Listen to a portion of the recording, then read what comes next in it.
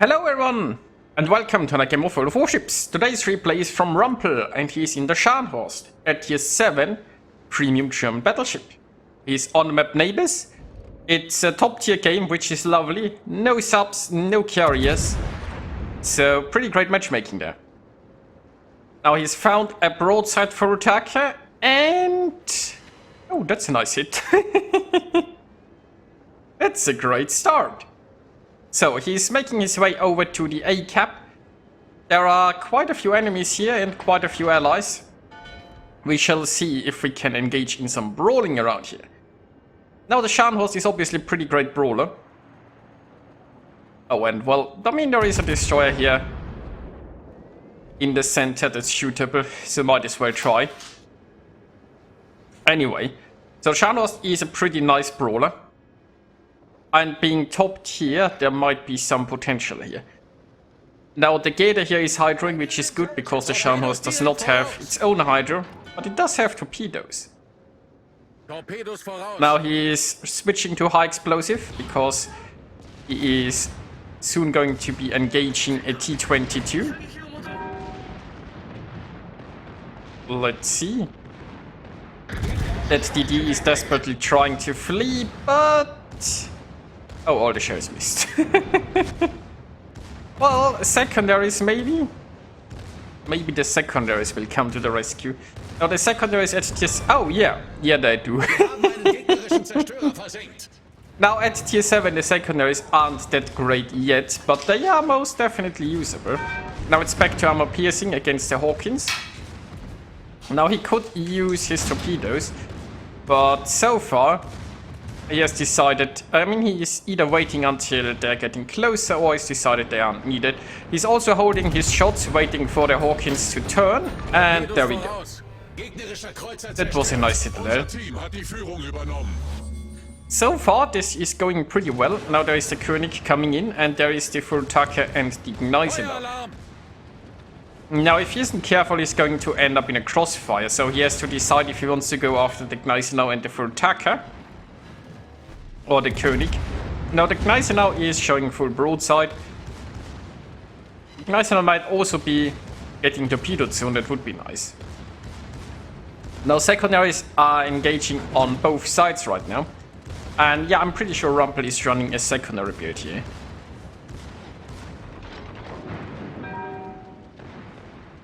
Well, that Gneisenau ate some fish. Now Rumpel has decided to go after the König, so pretty soon this island will offer him protection from the Gneisenau's guns, so he is not in a crossfire. That also allows him to support the center against the high... well, not that there is anyone to support here, but the friendly destroyer is also on its way. And the hider is currently invisible.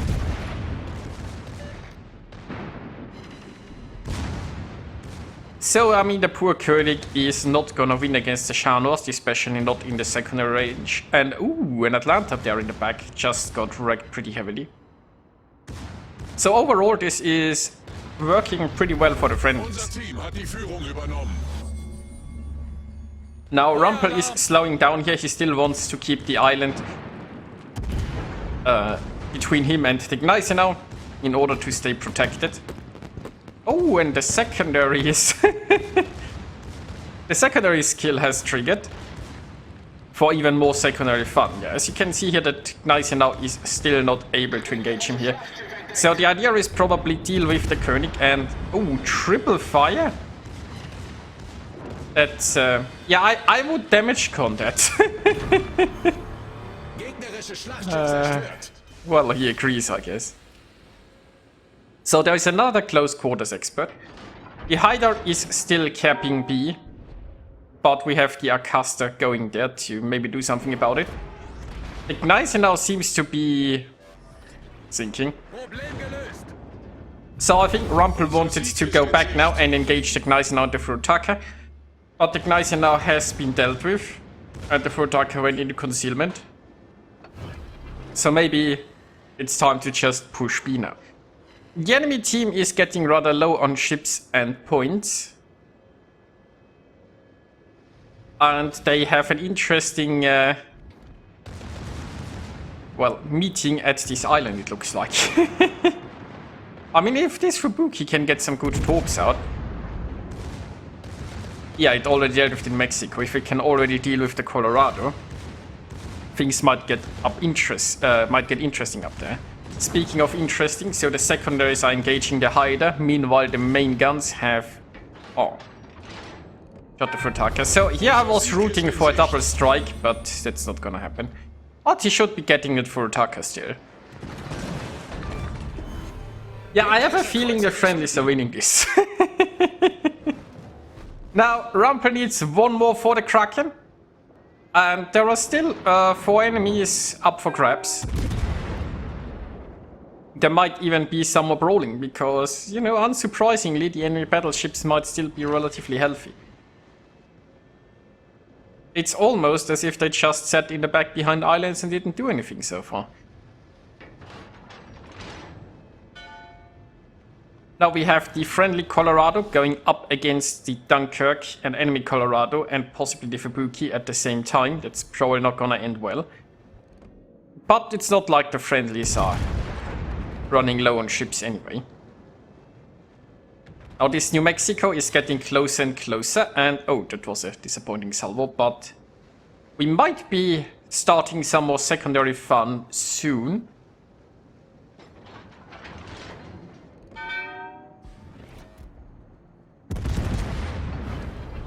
Now the New Mexico is broadside, but the Scharnhorst's guns are not really biggest ones. Still getting some good penetrations, but you wouldn't expect citadels here. Now unfortunately New Mexico decided to turn north. I mean, considering that there is a large friendly force here in the south, that makes a certain amount of sense, but it's disappointing when it comes to secondaries.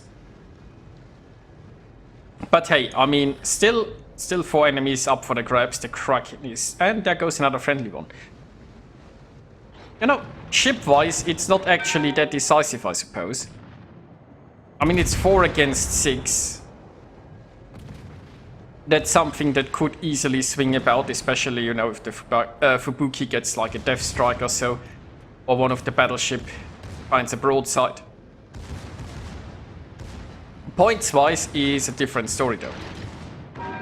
Now the secondaries are finally re-engaging, so the fun can continue.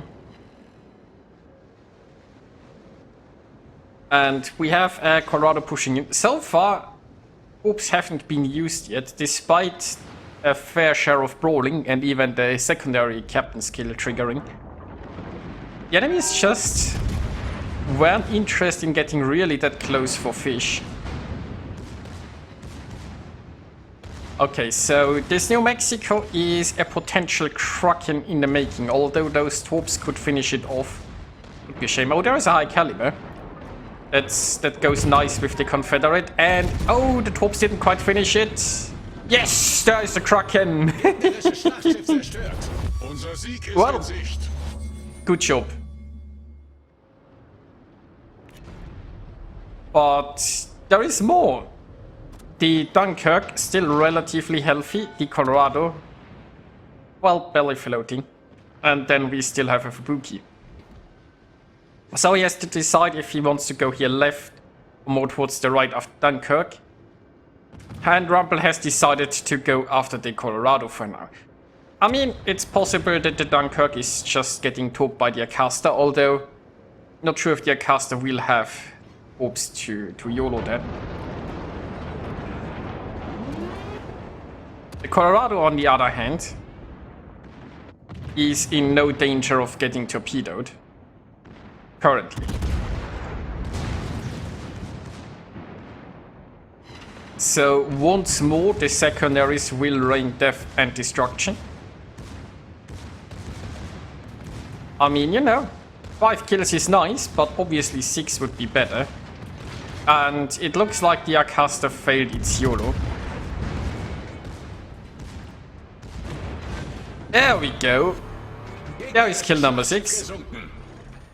So now it's 4 against 1. I mean, I guess the good news for the Fubuki is now in the position to earn itself a solo warrior. Bad news for the Fubuki is it needs to sink 4 ships in very little time. So...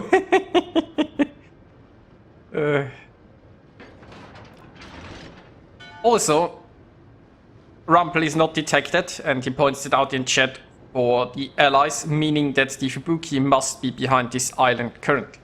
Because the concealment is so bad, if it were anywhere else, you know, he would be spotted. We also saw some Fubuki torpedoes not too long in the past in this area. I mean, what we don't know, obviously, is the Fubuki behind this island there in the front? Is it behind the island there in the back?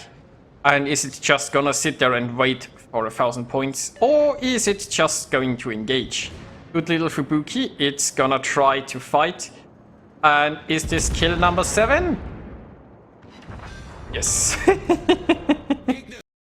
So, Rumpel had a great game here, earning 1,978 base experience and sinking 7 enemies. It's nice to see a Scharnhorst perform well. The old lady still got it, clearly. Now, Rumpel also earned himself a Confederate, a fireproof, 3 close quarters experts, a kraken and a high caliber. So yeah, I hope you guys enjoyed watching this, and I'll see ya next time.